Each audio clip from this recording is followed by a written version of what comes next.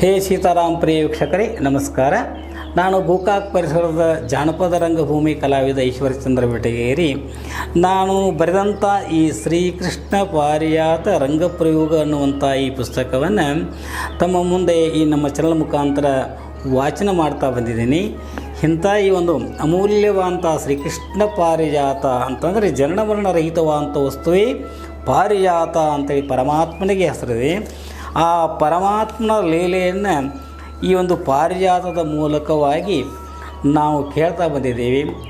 ಮಾಯಾವಿಯಾದ ಶ್ರೀಕೃಷ್ಣ ಪರಮಾತ್ಮ ತನ್ನ ಮುದ್ದಿನ ಮಡದೆ ಸತ್ಯಭಾಮೆಯ ಮನಸ್ಸನ್ನು ಒಲಿಸಿ ಅವಳಿಗೆ ಯಥಾರ್ಥವಾದಂಥ ಸ್ವರೂಪ ಸಾಕ್ಷಾತ್ಕಾರವನ್ನು ಮಾಡುವುದಕ್ಕಾಗಿ ಪರಮಾತ್ಮ ಕೊರವಂಜಿ ವೇಷವನ್ನು ತೊಟ್ಟು ಕೊರವಂಜಿಯ ವೇಷದಲ್ಲಿ ಅವಳ ಮನಸ್ಸಿನ ಇಷ್ಟಾರ್ಥವನ್ನು ಹೇಳುತ್ತಾ ಲೋಕಕ್ಕೆ ನೀತಿಯನ್ನು ಪ್ರಸಾರ ಮಾಡಿದಂಥ ಪರಮಾತ್ಮ ಕೊನೆಗೆ ಅವಳಿಗೆ ತಾನು ಕೊಟ್ಟಂಥ ಕೌತ್ಸುಭಾರವನ್ನು ತೆಗೆದುಕೊಂಡು ಆತನು ದಶಾವತಾರಕ್ಕೆ ಬಂದು 10 ಅವತಾರಗಳನ್ನು ಹೇಳಬೇಕೆನ್ನುವಂಥ ಉತ್ಸುಕತೆಯಲ್ಲಿ ಬಂದಾಗ ಭಾಗವತ ಮತ್ತು ಕೃಷ್ಣ ಪರಮಾತ್ಮಲ್ಲಿ ಆದಂಥ ಒಂದು ಸಂವಾದವನ್ನು ಇಲ್ಲಿವರೆಗೆ ಕೇಳ್ತಾ ಬಂದಿದ್ವಿ.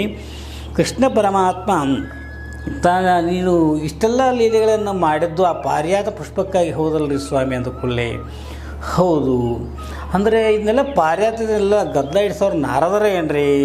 ಆ ಪುಷ್ಪ ಅವ್ರು ನಿಮಗೆ ಒಮ್ಮೆ ತಂದುಕೊಟ್ಟಿದ್ರು, ಇದು ಮೊದಲೇನು ತಂದುಕೊಟ್ಟಿದ್ರು ಅಂದಂಥ ದ್ವಿತೀಯ ಪ್ರಶ್ನೆಯನ್ನು ಕೇಳಿ ಕೃಷ್ಣ ಪರಮಾತ್ಮ ನಗನಗ್ತಾ ಹೇಳ್ತಾ ಇದ್ದಾನೆ. ದೂತೆ ನಾರದರು ಬ್ರಹ್ಮಹಸ್ತಿಗಳು ಅಂದರೆ ಬ್ರಹ್ಮಣ ಮಾನಸ ಪುತ್ರರು. ಅವರು ಲೋಕ ಉದ್ಧಾರಕ್ಕಾಗಿ ಇಂಥ ಒಂದು ಕಾರ್ಯಗಳನ್ನು ಮಾಡ್ತಾ ಇರ್ತಾರೆ. ನನಗೆ ಪಾರಿಜಾತ ಪುಷ್ಪವನ್ನು ಎಷ್ಟೋ ಸಾರಿ ತಂದು ಕೊಟ್ಟಿದ್ದಾರೆ, ಅದರಂತೆ ಇದು ಒಂದು ಸಲ ಕೊಟ್ಟಿದ್ದು. ಹೀಗೆ ನೀನು ಕೇಳ್ತಿ ಅಂದ್ಕೊಂಡು ನಾನು ಹೇಳ್ತೀನಿ ನೋಡು, ಈ ಒಂದು ಪಾರಿಜಾತ ಪುಷ್ಪ ಅದರದ್ದು ಮಹತ್ವ ಏನು ಅಂತ ನನಗೆ ಈಗಾಗಲೇ ಹೇಳಿದ್ದೀನಿ.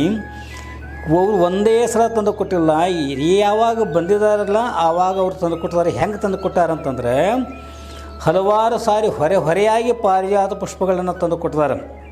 ಹೇಗಂದರೆ ನಾನು ನರಕಾಸುರ ದೈತ್ಯನ ಶರೀರ ಇರತಕ್ಕಂಥ ಗೋಪಿಕಾ ಸೇರಿನೆಲ್ಲ ಬಿಡುಗಿಸಿ ಅವರನ್ನು ಏಕಕಾಲಕ್ಕೆ ಲಗ್ನವಾಗುವಾಗ ನಮ್ಮ ನಾರದ ಮಹರ್ಷಿಗಳು ಬಂದು ಪ್ರತಿಯೊಬ್ಬರಿಗೂ ಒಂದು ಪಾರಿಜಾತ ಪುಷ್ಪವನ್ನು ಕೊಟ್ಟು ಹರಿಸಿದಾರೆ ನೋಡುತ್ತೆ. ಹಿಂಗೇನ್ರಿ? ಅದು ಹೆಂಗೆ ರೀ ಸ್ವಾಮಿ? ನೋಡ್ದೂತೆ 16,000 ಹರಿಣಾಕ್ಷಿಯರ ತಂದು ಮುದದಿಂದ ಬ್ಯಾಗ ಮಣಿಗಳ ನೆರೆಹಿದ ಮುದವೇ ಮಾಡಲಿಕ್ಕೆ ನಾರದ ಮಣಿ ಬಂದ. ಹೆಂಗೆ ಬಂದ? ಸಕಲರಾಯರು ಬಂದು ಪ್ರಕಟ ಕಪ್ಪವ ತಂದು ಭಕುತರು ಮಣಿಮಮ್ಮ ಮುಕುಟದಿ ಭಾಗುತ ಮಕರ ಕುಂದಲದರೆಗೆ ಮುಡಿಸರಿ ಮುದದಿಂದ ಅಂಥೇಳಿ ಕೊಟ್ಟ ಪುಷ್ಪ.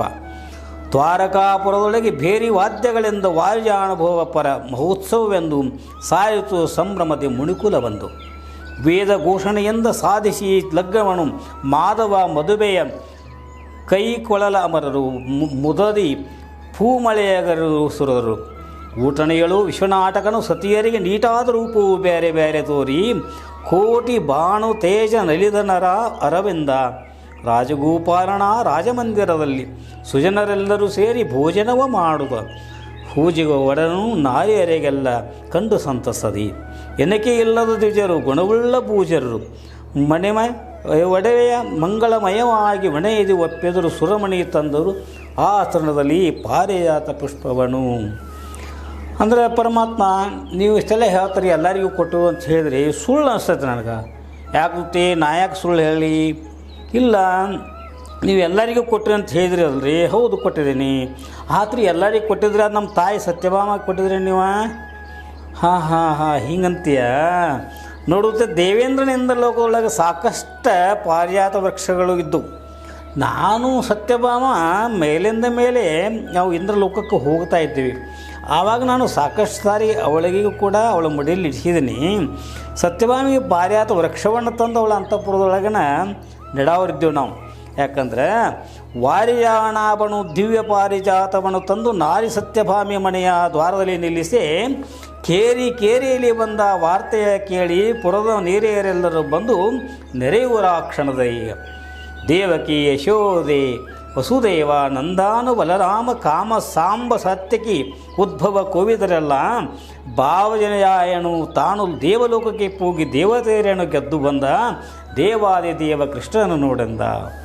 ಏನು ಪುಣ್ಯವ ಮಾಡಿದ್ದಳು ಏನು ನೋಡಿ ಈ ಸತ್ಯಭಾಮೆ ನಾರಿ ಸತ್ಯಭಾಮಿಯು ಈಕೆ ಪುಣ್ಯಕ್ಕೆ ಎಡೆಯಿಲ್ಲ ಈಡಿಲ್ಲವೆಂದು ಮಾಣಿಯರು ತಮ್ಮ ಸಂತಸದಿ ಮಂದಿರದಲ್ಲಿ ಸ್ತುತಿಸಲಿ ಆನಂದ ಸಾಗರಕ್ಕೆ ಇಹಪರದಲ್ಲಿ ಆನಂದ ಮೊಳಗಿತು ಕೇಳಿದುತ್ತೆ. ಏನಿದ್ರೆ ಅರ್ಥ ಸ್ವಾಮಿ? ಸ್ವಾಮಿ ತಾವು ನಾವು ಮನಸ್ಸು ಮಾಡಿದ್ರೆ ಏನ್ರ ಲೋಕಕ್ಕೆ ಹೋಗಬೇಕಾದ ಹೋಗ್ಬೋದು ತೇ, ನೀವು ಏನು ಕಾರಣ ಹೋಗಿದ್ರಿ ಅಲ್ಲೇ? ಹೀಗೆ ನೋಡುತ್ತೆ. ಕೋಳಿ ಕೂಗಿತು, ಕಾಳೆ ಹೋಳಾಯಿತು, ಸಾಶರ ನಾರಿಯರ ರಾಳಿ ರಂಗನಾಥನ ಪಾದ ಪದ್ಮ ವಿಶಾಲ ನೋಡುವೆಂದು ನಿಂದು ತಾರೆಗಳಡುತ್ತಾ ತಾವರೆ ಅರಳುತ್ತಾ ಬೀರಿ ಭ್ರಮರ ಸಡಗರದಿ ಝೇಂಕಾರವ ವಾರಿಜಾಮುಖಿಯರು ವಸುದೇವತನಯನ ಮೊರೆ ನೋಡುವನೆಣತ ಹಂಬಲಿಸಿ ವಿಣುತ್ತದಲ್ಲಿ. ಪಕ್ಷಿಗಳು ಹಚ್ಚಿ ಪಕ್ಕಗಳನ್ನು ಬಿಚ್ಚಿ ಆಶಾ ಇಕ್ಷಿಸುತ್ತವೆ ಹಂಬಲಿಸಿ ದೇಶ ದೇಶಗಳ ಪಕ್ಷಿಗಮನನ ಅಪೇಕ್ಷಿಸಿದ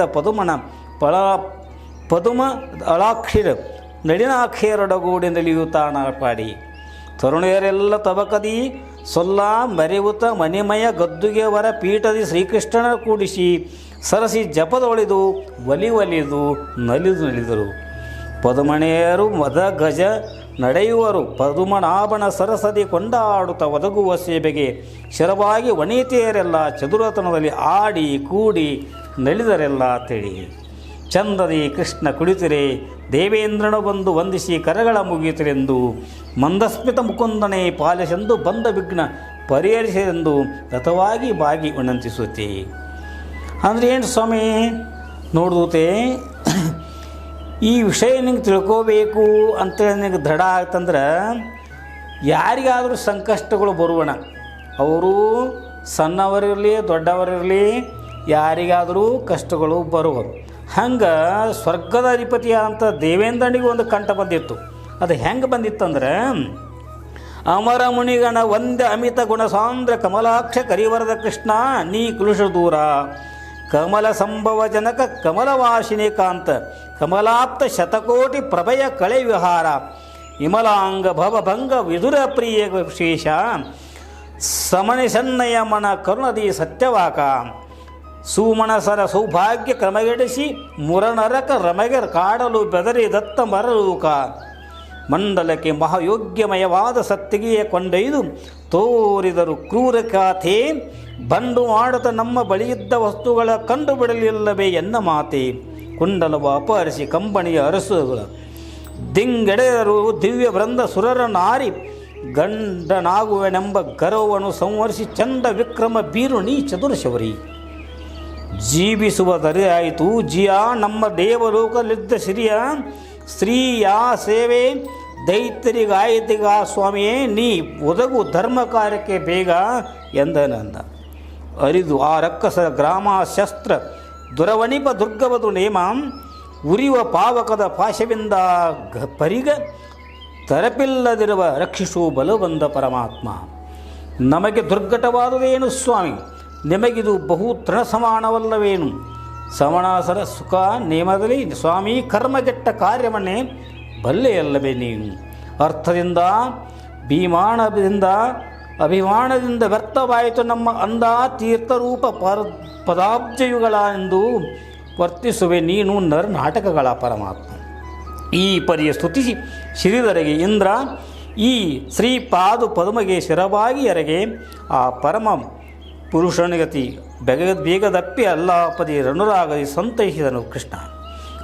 ನಾಳಿನ ದಿನದೊಳಗೆ ಅವನ ಕೋಪದಲ್ಲಿ ಸೀಳಿ ದುಷ್ಟರನ್ನು ಸಂವರಿಸುತ್ತಲೇ ಜಬಣ ಆಲಯವ ಪೂಗಿಸುವನು ಸೀದಾ ಎಂದು ನೀಲಮೇಘ ಶ್ಯಾಮ ಅಭಯವನಿತ್ತನು. ಚಕ್ರನ್ನ ಕೊಳುವಿಸೆ ಸುಖವೆರಸಿ ಶಂಕ ಚಕ್ರದ ಗರುಡನ್ನು ಸ್ಮರಿಸಿ ಸುಖ ಚಕ್ಕನೆ ವಿಹಗಪತಿ ಬಂದು ತನ್ನ ಪಕ್ಕವಣೆ ಪಸರಿಸಿದ ಹರಿಬಳಿಯನೆಂದು ಬಿಗಿದು ಕಟ್ಟಿದ ದುರುಬುವಾರೆ ಪಿಂಕವಣಸಗಿ ನೆಗೆದು ಕಟ್ಟಿದ ಕಾಸಿ ತೋರೆ ನಿಜವಾಗಿ ಉಗಿದ ಚಕ್ರದ ಬೆಳಗು ಬೀರೆ ಉನ್ನತ ದಿಶವರೇ ನಗದರ ಶಂಕವ ತಲೆ ತೆಗೆದೂದಲು ಭವದ ಭಯ ಬಗೆದಸುರ ಮಣವು ಹೋದತಿಯ ಶಿವರಕೆ ಜಗದುರಗೆ ಪನ್ನಗದರ ಸುರದೈವ ವಿಧಿ ಸಿಗಿದ ಸಂತೋಷದಿ ಕೈ ಮುಗಿದರೆ ಕರವ ವೃಂದಾ ದೇವತೆಗಳು ಚೌದ್ಯ ವಿವರಿಸುವೆಂದು ದುಂದುಬಿ ಭೇರಿಯ ವಾದ್ಯ ಧೋ ಎಂದು ನಿಂದಾರು ವೇದಾಂತ ವೇದ್ಯ ನೀ ಪ್ರತಿಪಾದ್ಯ ಮಂದಧರ ಗೋವಿಂದ ಮಾತಾ ಯಶೋದಯ ಕಂದ ಆನಂದ ಮುಕ್ಕುಂದ ಬಂದು ಕಾಯೋ ಧಿಯಾ ದಯಾನಿಧಿ ವಂದಿಸು ಕರುಣದಿ ಎಮ್ಮನು ನೀನು ಪೊರೆ ಸುಂದರ ವಿಭೋವಕ್ಕೆ ಎಂದು ದೇವೇಂದ್ರನು ಪೊಗಳುತ್ತಾ ಆ ಪುರಂದರ ವ್ರತನಾದಂಥ ಮುಕುಂದನ ಬಣ್ಣಿಸದು.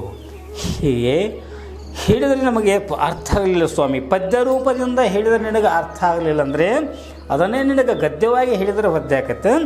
ಪದ್ಯಂ ವದ್ಯಂ ಗದ್ಯಂ ಹೃದಯಂ ಅಂದಾಗೆ ಈ ಪರಿಯಾಗಿ ದೇವೇಂದ್ರ ಯಾವ ರೀತಿ ಸ್ತುತಿ ಮಾಡಿದ, ದೈತ್ಯರನ್ನು ಸಂಹರಿಸಿ ಪರಮಾತ್ಮ ಸ್ವರ್ಗವನ್ನು ಕಾಪಾಡುವ ಅಂಥೇಳಿ ಆರ್ತದ್ವಾಣವ ನಡೆದಾಗ ನಾನು ನರಕಾಸುರನ ವಧೆ ಆಗಬೇಕಾದ್ರೆ ಯಾರಿಂದ ಆಗ್ತದೆ ಅಂತಂದರೆ ಅವಳ ತಾಯಿಯಿಂದ ವರದಾನ ಇತ್ತು ನಮಗೆ. ಅವಳ ತಾಯಿ ಬೇರೆ ಯಾರೂ ಅಲ್ಲ, ಈ ಭೂದೇವಿ. ಭೂದೇವಿನ ಈ ಸದ್ಯ ಸತ್ಯಭಾಮಿಯಾಗಿ ಬಂದಿದ್ದಾಳೆ. ಈಗ ಯಾರೇ ಆಗಲಿ ನಿನ್ನ ಮಗನ್ನ ನೀನು ಕೊಲ್ಲು ಅಂತಂದ್ರೆ ಯಾವ ತಾಯಿಯೂ ಎಂದೂ ಅಪೇಕ್ಷೆ ಮಾಡೋದಿಲ್ಲ. ಅದಕ್ಕೆ ಸತ್ಯಭಾಮಿಯಿಂದಲೇ ಆತನ ಮರಣ ಆಗಬೇಕಾಗಿದ್ದರಿಂದ ನಾನು ಅರಿಯದವನಂತೆ ಸತ್ಯಭಾಮಿಯನ್ನು ನಂದನವನದ ಪಾರಿಯಾತ ತರುವೆನೆಂದು ನಂಬಿಸಿ ಅವಳನ್ನು ನಾನು ಇಂದ್ರಕ ಲೋಕಕ್ಕೆ ಕರೆದುಕೊಂಡು ಹೋಗಬೇಕಾಯಿತು. ಹಿಂಗಾತೇನ್ರಿ ಸ್ವಾಮಿ? ಹಾಗಾದ್ರೆ ಮುಂದೇನಾತ್ರಿ ಅದನ್ನಷ್ಟು ನಮಗೆ ಹೇಳ್ರಿ. ಹಾಗಾದ್ರೆ ಹೇಳುತ್ತೇನೆ, ಚಿತ್ತಗೊಟ್ಟು ಕೇಳು.